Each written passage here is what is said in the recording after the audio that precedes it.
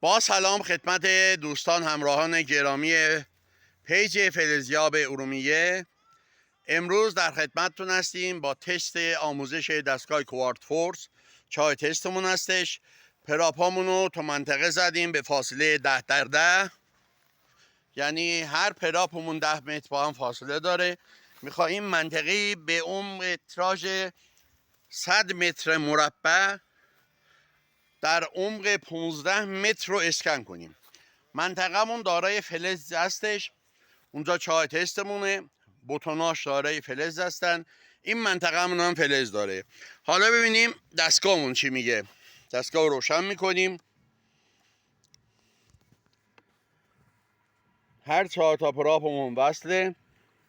دستگاهمون که آماده شد کدا رو میاره. شلیک اولمون 1 و 2 کد فلز رو واسمون میده 552.